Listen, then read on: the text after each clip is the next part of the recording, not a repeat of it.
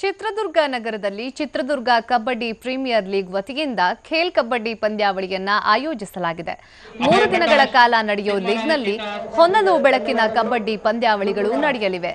ಇಲ್ಲಿನ ಉದ್ಯಮಿಗಳು cricket league ಮಾದರಿಯಲ್ಲಿ ಕಬಡ್ಡಿ ಟೀಮ್ಗಳನ್ನು ಕೂಗಿಕೊಂಡಿದ್ದು ಒಟ್ಟು 6 ಕಬಡ್ಡಿ ತಂಡಗಳು ಲೀಗ್ನಲ್ಲಿ ಭಾಗವಹಿಸಿವೆ.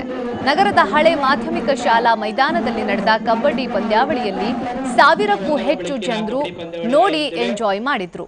ಮಾದಾರ ಗುರುಪೀಠದ ಬಸವಮೂರ್ತಿ ಮಾದಾರ ಚೆನ್ನಯ್ಯ ಶ್ರೀಗಳು ಖೇಲ್ ಕಬಡ್ಡಿಗೆ ಚಾಲನೆಯನ್ನ ನೀಡಿದ್ರು. ಜಿಲ್ಲಾಧಿಕಾರಿ ಶ್ರೀ ರಂಗಯ್ಯ ಸೇರಿದಂತೆ ಅನೇಕ ಗಣ್ಯರು ಉಪಸ್ಥಿತರಿದ್ದು ಕ್ರೀಡಾಪಟುಗಳನ್ನ ಪ್ರೋತ್ಸಾಹಿಸಿದ್ರು. ಪ್ರೇಕ್ಷಕರ ನೆಚ್ಚಿನ ಶ್ರೋತೆಯುವುದು ರಮೇಶ್ವರಿಯ ನರ್ಗಣ ವಸನಪ್ಪನವರ ಚೀಟ, ತನ್ನ ನೆಚ್ಚಿನ ಚೀಟ ಅದು ಕೊರತೆ ಬಂದದ್ದು ಒಟ್ಟಾಗಿ ಹೊರಪ ರವೀಂದ್ರ ಮುನ್ನಡೆಸಿದ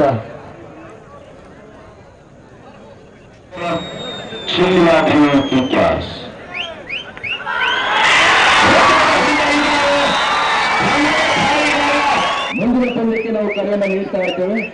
ಗಮನಿಸಬೇಕು. ಚಿತ್ರದುರ್ಗ ಡೆವಿಲ್ಸ್ ವಿರುದ್ಧ ಜೋಗುಮೆಟ್ಟಿ